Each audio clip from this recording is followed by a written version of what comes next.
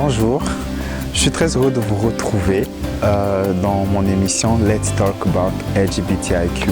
Cette année, je vous ai tourné un peu plus de 4 vidéos et je crois que cette vidéo sera l'avant-dernière avant que je passe à une autre étape de mon projet. Alors, vous le savez, depuis un certain temps, j'essaie de répondre à vos questions et cette question n'est qu'une suite logique de la question à laquelle j'ai répondu la semaine passée. La question est celle de savoir, est-ce que les gays sont gays parce que stériles ou parce qu'ils ont des problèmes d'érection? Alors je vais essayer de répondre à cette question. Voilà. Pour cela, c'est important de revenir sur quelques notions, notamment comprendre la question de l'orientation sexuelle. C'est quoi la différence qu'il y a entre l'orientation sexuelle et la pratique sexuelle? Mais aussi, vu qu'on est toujours dans ce domaine-là, il faudrait qu'on puisse questionner l'hétéronormativité. Et pour cela, la bonne façon de faire, c'est de se demander qu'est-ce qui fait qu'un hétéro soit hétéro et qu'un homo soit homo. Et ces notions vont nous permettre, vont nous aider vont m'aider moi personnellement à vous répondre à la question principale qui est de savoir est-ce que les gays le sont parce qu'ils sont stériles ou parce qu'ils ont des problèmes d'érection? Je pense que vous êtes habitués à ces définitions, mais je répète quand même pour ceux qui découvrent pour la première fois ma vidéo, c'est quoi l'orientation sexuelle? L'orientation sexuelle, c'est le fait d'être attiré par une personne de sexe donné. Et quand je parle d'attirance, je parle d'attirance amoureuse, mais aussi d'attirance sexuelle. Elle est complètement différente de la pratique sexuelle. Et la pratique sexuelle, c'est quoi?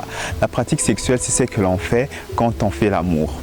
Concrètement, aujourd'hui, on parle beaucoup de sodomie, mais on parle aussi de fellation, on parle de pénétration, on parle de beaucoup de choses. Et ces pratiques sexuelles sont pratiquées par tout le monde, peu importe leur orientation sexuelle. C'est pour ça que c'est important de faire une grande différenciation entre les deux. Je crois que j'ai une vidéo spéciale pour ça et je vous mets le lien sur la vidéo pour que vous puissiez avoir plus d'informations. Passons maintenant à une autre notion. L'hétéronormativité, un terme dont je parle très peu au fait. C'est quoi l'hétéronormativité? D'abord, c'est important de préciser que l'hétérosexualité n'est pas mauvaise. C'est une orientation sexuelle comme toutes les autres orientations sexuelles. On n'a pas besoin de dire qu'elle est bonne ou pas. Mais le problème avec l'hétéronormativité, qu'est-ce que c'est? Je commence d'abord par définir c'est quoi l'hétéronormativité. C'est le fait que la société se structure autour de l'orientation sexuelle hétéro.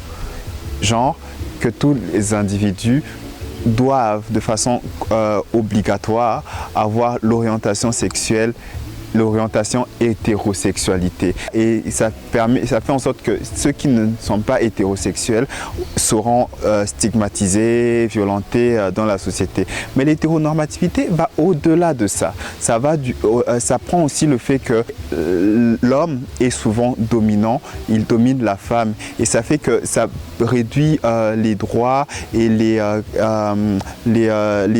avantages de la femme dans la société. C'est une notion qui est assez vaste, mais elle a pour défaut de priver une partie de la population de ses droits. C'est pour ça que l'hétéronormativité pose problème. Alors pourquoi est-ce que je parle d'hétéronormativité? Parce que c'est à cause de l'hétéronormativité que vous pensez que la seule façon de faire l'amour est celle qui celle qui nous exige de le faire avec une personne de sexe opposé.